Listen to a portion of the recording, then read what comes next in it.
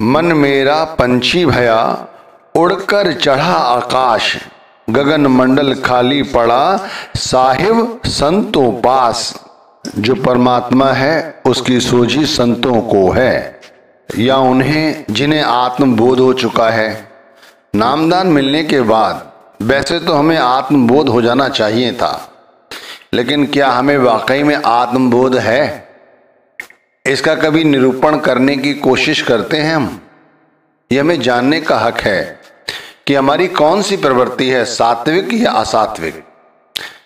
देखो, सात्विक यदि हमारी प्रवृत्ति है तो हमारे लिए गुरु भक्ति बहुत सहज है, क्योंकि ये आत्मबोध होने पर हमारे मन से सारे द्वैत खत्म हो जाते हैं। सिर्फ हमें गुरु नाम की सोची होती है। फिर गुरु के इतने सारे सत्संग सुनने की आवश्यकता नहीं है कि गुरु के बहुत सारे सत्संग सुनो। गुरु का एक शब्द भी यदि कान में पड़ जाए तो फिर उसी को सारी जिंदगी पूरा करने में बिता देते हैं। एक दो पुस्तकों के सिर्फ एक दो पन्ने पढ़ने पर ही मन पवित्र हो जाता है, मन के सारे द्वैत खत्म हो जाते हैं। मन की ऐसी प्रवृत्ति हो चुकी होती है कि भाई घर परिवार का काम भी करें, चाहे धन कमाने का कार्य करें, चाहे इस शरीर को पालने पोसने का काम करें, यानी जो कुछ भी करें बस निमित्त सेवा रहती है। कभी ये अहंकार नहीं रहता, ये बोध नहीं रहता कि भाई ये शरीर सब कुछ है, क्योंकि आत्मबोध हो चुका है। आत्मबोध होने पर शब्द ही सब कुछ है, ये समझ आ जाता है कि आत्मा और शब्द दो चीजें ही हैं जो केवल सत्य हैं, बाकी सब झूठ है।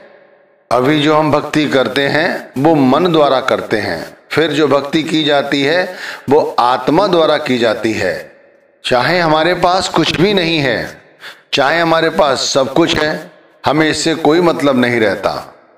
हमारी हर चीज से आसक्ति नहीं रहती, ना मान अपमान की रहती है, ना ही किसी तरह की चिंता की रहती है।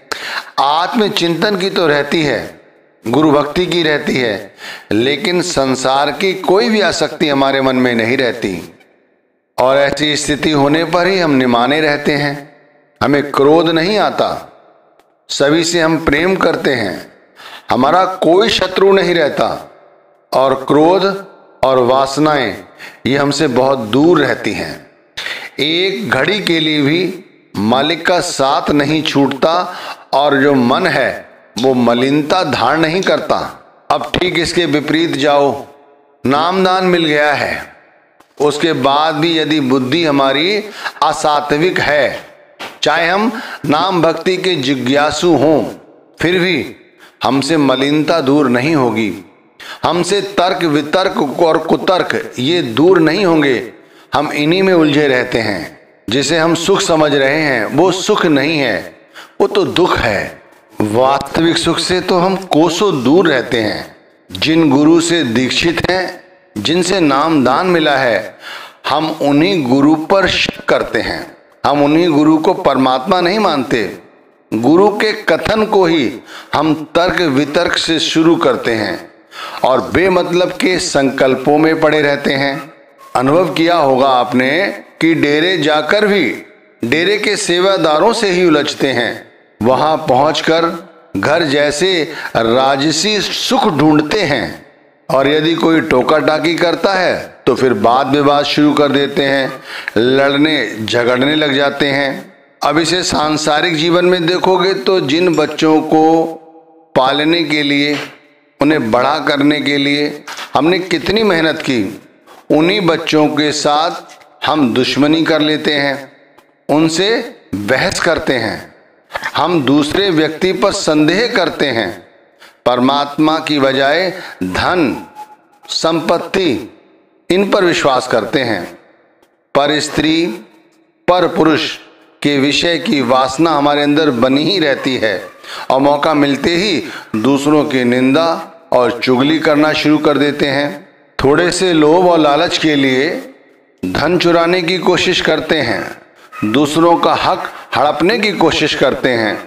यथार्थ और वर्तमान की बजाय भविष्य की योजनाओं में व्यस्त रहते हैं और शब्द को, परमात्मा को अंतर में ढूंढने की बजाय बाहर ढूंढते हैं। गरीब और निर्धनों के साथ अच्छा बर्ताव नहीं करते, अपने से छोटों को इज्जत नहीं देते और अपने बड़ों के साथ बेअदबी से पेश आते हैं। खुद को मान मिले, ऐसे हमारे अंदर विचार हैं, चाहे दूसरों का हम कितना ही अपमान करते रहें। ये है असात्विक बुद्धि वाले लोग। आपने एक प्रसंग सुना भी होगा कि दुर्योधन ऐसा ही असात्विक बुद्धि वाला व्यक्ति था। असात्विक बुद्धि वाला व्यक्ति दूसरों के विषय में चाहे कुछ भी बोले, उसे कोई फर्क नहीं पड़ता, लेकिन यदि कोई दूसरा व्यक्ति उससे मजाक में भी कुछ कह दे तो वो बात हृदय पर रख लेता है, मन में उसकी गांठ बांध लेता है और समय आने पर उसका बड़ा भारी प्रतिशोध भी लेता है। इसी तरह उसने द्रौपदी के कुछ ऐसे वचन गांठ बांध लिए और फिर उसने उसी द्रौपदी के साथ बदले के तौर पर बहुत बड़ा अन्याय किया। ये असात्विक प्रवृत्ति है, समझिए।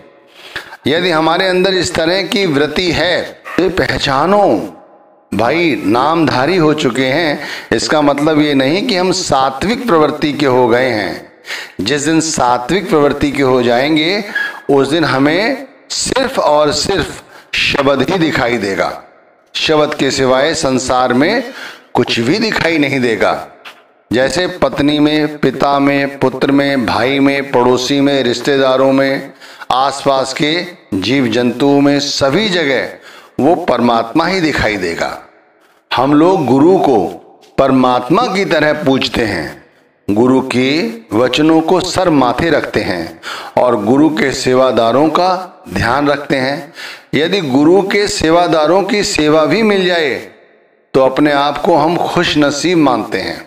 भाई एक हमारे यहाँ मेडिकल स्टोर है, वो गुरु से दीक्षित है व्यक्ति, वो ना तो सत्संग सुनने जा पाता है और ना ही वो गुरु के डेरे, लेकिन उसका यही अभ्यास रहता है कि उसके यहाँ कोई गुरु का सेवादार आ जाए तो वो उसे अपने दुकान में बिठाता है, उसे पानी पिलाता है, उसकी आवभगत करता है और जो उसने सामान उसे दिया उसमें कोई मुनाफा नहीं लेता, सिर्फ और सिर्फ उतना लेता है जितने की वो चीज उसे आई है और जब तक उसे विदा नहीं कर लेता तब तक टकटकी लगाए उसे देखता रहता है।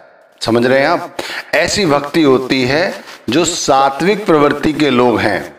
हमारी जो बुद्धि है वो 3 प्रकार की होती है, सात्विक, राजसी और तामसी। यथार्थ का बोध कराने वाली सात्विक बुद्धि होती है, जो यथार्थ का बोध ना कराए वो राजसी बुद्धि होती है और जो अधर्म को ही धर्म मानने के लिए हमें प्रेरित करे ये तामसी बुद्धि होती है। तो सबसे पहले सात्विक बुद्धि के विषय में जानो कि ये व्यक्ति कैसे होते हैं। तो भाई ये समझो कि उनकी जो बुद्धि है वो उसमें तनिक भी मलिनता नहीं होती, उनकी बुद्धि बिल्कुल शुद्ध होती है, दर्पण की तरह स्वच्छ होती है। ऐसी बुद्धि वाला व्यक्ति परमात्मा कृपा से यानी गुरु कृपा से नामदान मिलने के बाद अपनी आत्मा में ही परमात्मा को खोजता है।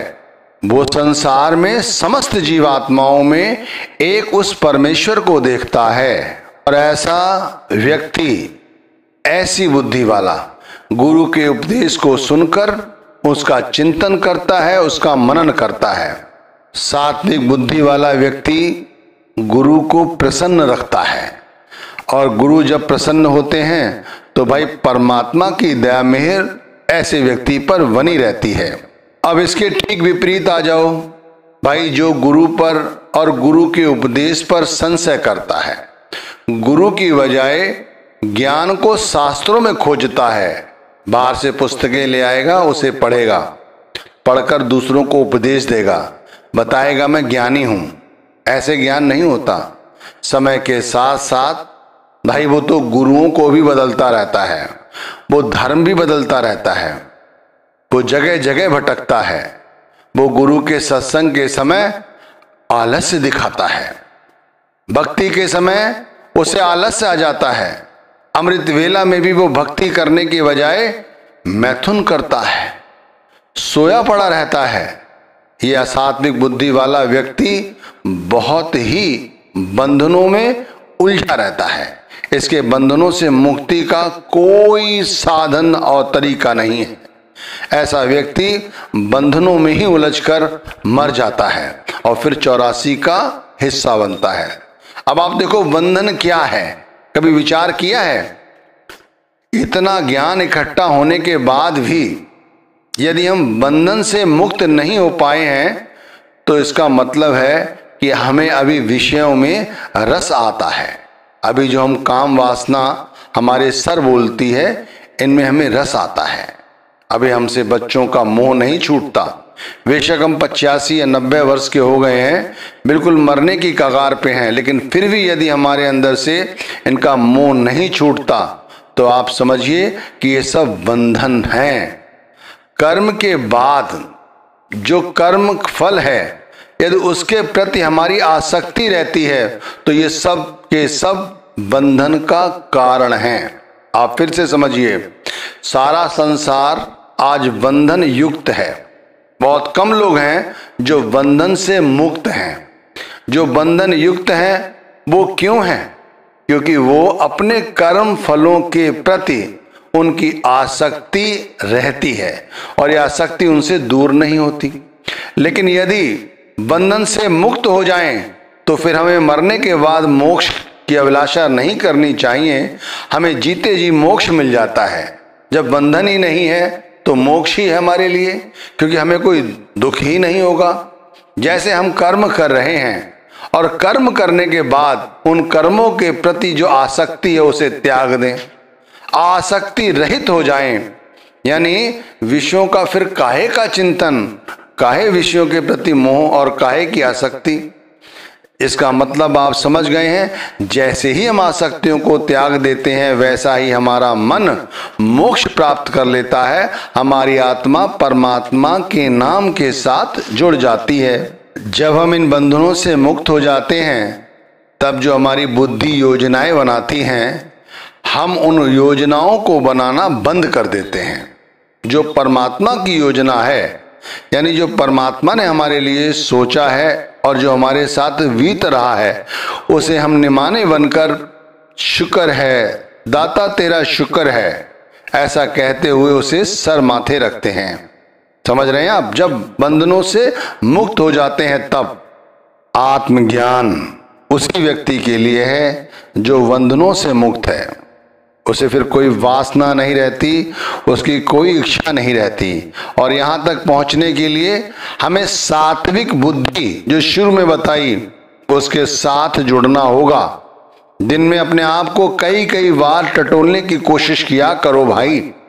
हर बहन को ये चाहिए कि वो अपने आप से पूछे कि मैं सात्विक बुद्धि वाला हूं या नहीं। यदि नहीं हूं तो भी परमात्मा से सात्विक बुद्धि मांगो।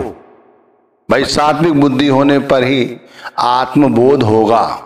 ये पता रहेगा कि मैं जो कुछ हूं ये आत्मा हूं, शरीर नहीं। शरीर के साथ जो रिश्ते हैं वो केवल और केवल मोह के हैं, माया के हैं, असात्विकता के हैं, जिनके साथ हम जुड़े हुए हैं।